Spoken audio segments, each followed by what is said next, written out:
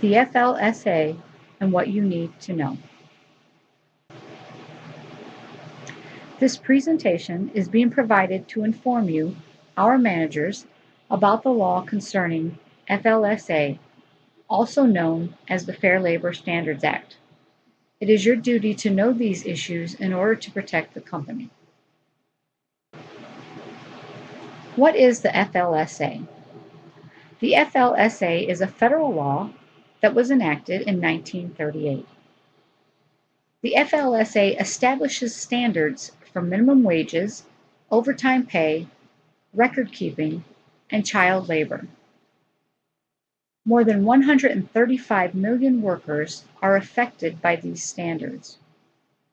You may not know this, but the child labor provisions were added because prior to 1938, children worked in factories with no guidelines for hours or safety or occupation. The Act covers employees of businesses with $500,000 or more in annual business revenue, or hospitals, schools, federal, state, and local agencies, no matter how much money they make, and domestic employees that make at least $1,900 from one employer in a calendar year. This next section is about minimum wage and overtime. The minimum wage is set by the Wage and Hour Division, which administers the FLSA. The current federal minimum wage is $7.25 per hour. Many states have raised that amount in order to align with local inflation.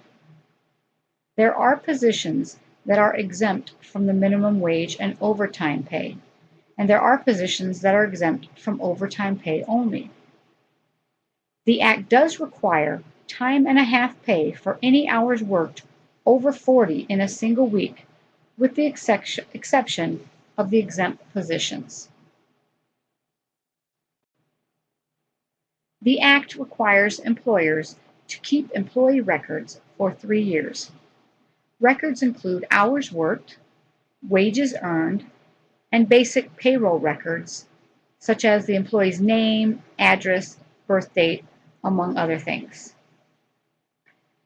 There are legally required informational posters that must be kept in full view for the employee, which is why we hang them in the break room. Some of these posters include information about the federal minimum wage, child labor provisions, and the FLSA. Under the FLSA, the child labor provisions are in place to keep our children safe and protected while at work. As previously mentioned, children used to work in factories. There are age limitations and occupational limitations.